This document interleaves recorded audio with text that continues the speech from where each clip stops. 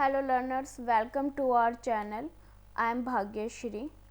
आज का जो PYQ है हमारा, ये एक्चुअल में मुझे कल ही करवाना था, बट मेरे PC में प्रॉब्लम है, विंडो में प्रॉब्लम है। ठीक है, कुछ यहाँ पे लिखा भी आता है एक्टिव विंडो, क्या कुछ दिक्कत है, मुझे दिखाना होगा।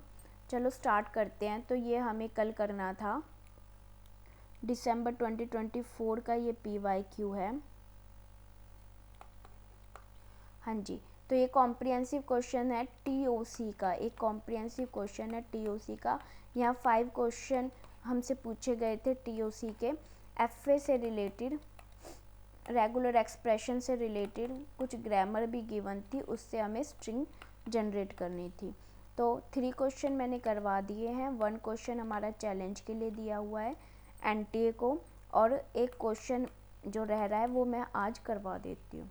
बट इस क्वेश्चन को करने से पहले हमें ये जानना होगा कि FA फाइनाइट ऑटोमेटा, जो कि एक रेगुलर लैंग्वेज की मशीन है, काम किस पे करती है? रेगुलर लैंग्वेज पर। इसके 2 टाइप्स होते हैं, deterministic finite automata and non deterministic finite automata. तो इसको प्लीज़ नोट डाउन कर लेना, जो लाइनें मैं आपको अब नोट करवा रही हूँ, इम्पॉर्टेंट है। Every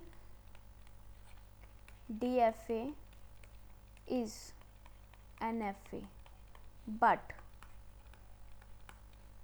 not every NFA is DFA। DFA straight forward होता है,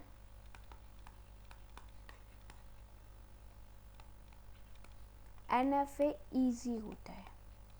एक स्टेट से आप मैनी इनपुट को ट्रांजिस्ट कर सकते हो मैनी स्टेट पर, but DFA has a 1 input in 1 transition. ठीक है, ये इजी नहीं होता, इसके मोर स्टेट होते हैं। It consist, DFA consist more state, but NFA consist what? Less state. DFA अपसाइलेंट को अलाउ नहीं करता, NFA अपसाइलेंट को अलाउ करता है। ये मेन मेजर डिफरेंसेस हैं। ठीक है, मेन मेजर डिफरेंसेस हैं। तो अब हम अपने क्वेश्चन की तरफ चलते हैं। अच्छा क्वेश्चन है। देखिए, इस क्वेश्चन को करने से पहले मैं आपको एक क्वेश्चन दिखा देती हूँ। हाँ जी, ये क्वेश्चन हमने चैलेंज किया था। यहाँ पे मिनिमम स्टेट पूछे गए हैं। क्या पूछा गया है? मिनिमम स्टेट DFA की बात हो रही है, ध्यान से समझना। इसका क्वेश्चन NTA ने 2 दिया था। 2 देने का मतलब है इनका था, देखो आंसर 2 दे रखा है। अगर मैं इनिशियल स्टेट से नेक्स्ट स्टेट पे जा रही हूँ A, फिर उससे नेक्स्ट स्टेट पे जा रही हूँ, तो मुझे B लेना चाहिए, क्योंकि सबस्ट्रिंग B है। ठीक है, B। उससे नेक्स्ट स्टेट पे मैं जा रही हूँ, फिर से मुझे B मिलना चाहिए, क्योंकि ये फाइनल स्टेट होनी चाहिए, क्योंकि मुझे एज अ सबस्ट्रिंग B लेना है। ठीक है, ये होना चाहिए। तो बीच में क्योंकि DFA है, तो वो इंश्योर करता है लूप हो या ना हो। Yes, loop, any number of loop, any state, एक स्टेट पर आप कितने भी लूप यहाँ पे एग्जिस्ट कर सकते हो। ठीक है, बट यहाँ पे आपको जो लूप लगानी है वो A ही लगानी होगी, जो कि गिवन है। ओके फाइन, बट जब आप यहाँ से बैक पे लेके जा रहे हो, तो यहाँ पे भी A ही आना चाहिए। बट इन्होंने क्या कर रखा है? अपोजिट कर रखा है। जो ट्रांजिशन एरो है वो अपोजिट कर रखा है। तो यहाँ से जो स्ट्रिंग बन रही है एज अ सबस्ट्रिंग BABB नहीं बन रही है। इस बात को ध्यान से समझो। DFA किस पे फोकस कर रहा है? सबस्ट्रिंग पे फोकस कर रहा है। वो कह रहा है ये सबस्ट्रिंग जो है, ऑल केसेस में ये सबस्ट्रिंग आनी चाहिए, as a substring all cases में आनी चाहिए। ठीक है, आगे और पीछे एनी नंबर ऑफ स्ट्रिंग यहाँ पे जनरेट हो सकते हैं, कोई प्रॉब्लम नहीं है, बट सबस्ट्रिंग आपकी ABB आनी चाहिए in every cases. Any string, हम कुछ भी इस FA से हम कुछ भी जनरेट कर रहे हैं, तो हमारी एज ए सबस्ट्रिंग ये हर एक केस में आनी चाहिए। ठीक है, that is the major focus on DFA, ठीक है। DFA का मेन फोकस ये है।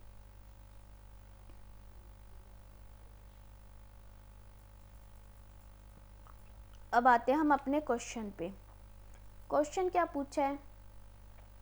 क्वेश्चन पूछा है कि DFA, देखो मैं एक बार कॉम्प्रिहेंसिव क्वेश्चन मैंने कल करवा दिया था, एक बार फिर से समझा देती हूँ। अभी मैंने बताया था मेन लाइन ये है कि स्टार्ट और एंड होना चाहिए एनी कॉम्बिनेशन ऑफ अल्फ़ाबेट, और जो मेन होना चाहिए वो सब स्ट्रिंग होना चाहिए हर एक केस में, हर एक केस में। और आगे प्रफिक्स और सफिक्स आपका कुछ भी हो, whatever doesn't matter to DFA, ठीक है। तो यहाँ पे जब हम बात करते हैं क्वेश्चन की, तो क्वेश्चन इन्होंने कहा है कि इसमें से कौन सा DFA ऐसा है जो कि एक्सेप्ट कर रहा है मशीन, जो ये हमें रेगुलर एक्सप्रेशन दे रखा है उसके थ्रू एक्सेप्ट कर रहा है। देखिए ये बहुत स्ट्रेट फॉरवर्ड है, ठीक है, बहुत ही स्ट्रेट फॉरवर्ड है, क्लियर बात है। सिमिलर इज हियर, बट यहाँ पे ये जो सब स्ट्रिंग है ABB इन ऑल केस में सूट नहीं कर रहा है।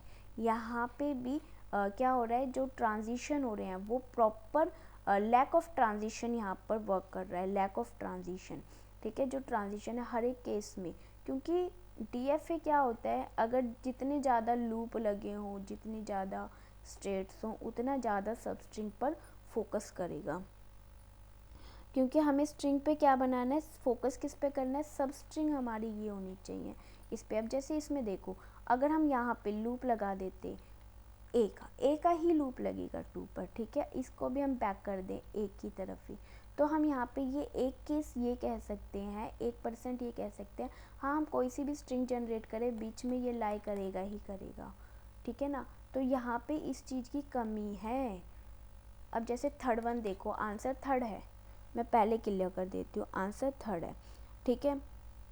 सेकंड में भी ट्रांजिशन की प्रॉब्लम है। फर्स्ट में क्या कह रहा है कि हर एक केस में ABB सूट नहीं कर रहा, सेकंड में भी ट्रांजिशन एरो की कुछ एक कमी है। अगर मैं थर्ड की बात करती हूँ, तो थर्ड में आप यहाँ पे देखिए, इनिशियल स्टेट आपका, इनिशियल स्टेट पर लूप है B, ठीक है। स्ट्रिंग क्या बन रही है यहाँ पे B, हम ले भी सकते हैं नहीं भी ले सकते।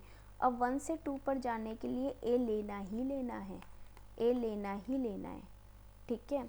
नेक्स्ट जो मैंने अभी आपको बात बताई थी, ट्रांजिशन यहाँ पे वर्क कर रहा है, हम कहीं से भी जाएं, कहीं से भी जाएं, हम चाहे B से जाएं, A से ले, अगेन हमें A ले रहे हैं हम 4 टाइम, मान लो हमने A ले लिया इस वाले का, तो हमें फिर B मिल रहा है, लेकिन हम फिर वापस से थर्ड से अगर हम सेकंड पे जा रहे हैं, देखो ध्यान से समझना, थर्ड से हम वापस से सेकंड पे जा रहे हैं, थर्ड से सेकंड पे जा रहे हैं तो हमें A मिलेगा, A से फिर हम B में जा रहे, थर्ड पे जा रहे हैं तो हमें B मिलेगा, फिर हम थर्ड से फोर्थ पे जा रहे हैं तो फिर हमें B मिलेगा, एज ए सब स्ट्रिंग मिलेगा। और बैक हमें कितने भी हो, हम मतलब किसी भी तरीके से चले जाएं, आगे से चले जाए, पीछे से चले जाए, बस सब स्ट्रिंग हमें प्रॉपर मिलेगा ही मिलेगा, ठीक है। अगर हम आगे इसकी भी बात करते हैं, और भी यहाँ पे क्या हो रहे हैं, और भी मतलब सेल्फ लूप से क्या हो रहा है, यहाँ पे जो सेल्फ लूप लगे हैं इससे क्या हो रहा है, हम कितनी भी any number of string generate कर लें,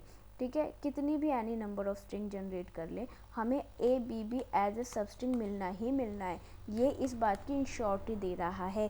क्या चीज़ इस बात की इंश्योरिटी दे रहा है, जो ये ट्रांजिशन है, लूप है, ये क्लियर, इतना समझ में आया।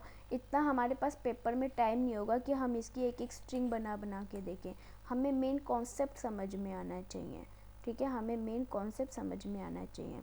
तो फोर्थ वन है, अगर हम फोर्थ वन को ध्यान से देखते हैं तो देखो यहाँ पे भी आपका क्या हो रहा है, वही लूप लग रहा है फाइनल तक, ठीक है। उसके बाद भी और भी लूप हैं, तो ये भी हमारे नंबर ऑफ स्ट्रिंग जनरेट कर सकते हैं, जो कि पॉसिबल ABB हमें दे सकते हैं। देखो A यहाँ पे है, B यहाँ पे है, तो यहाँ पे देखो A यहाँ पे है, A यहाँ पे है, B यहाँ पे है, और अगेन B यहाँ पे है।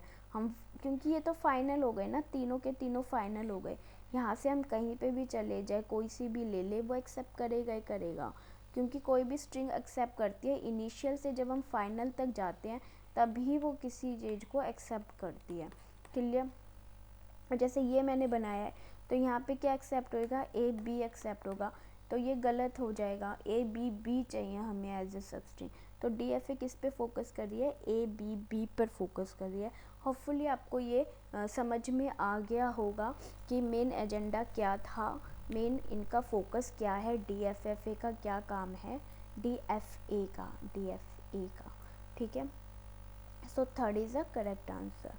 होपफुली आपको समझ में आ गया होगा। Thank you, thanks for watching, bye bye.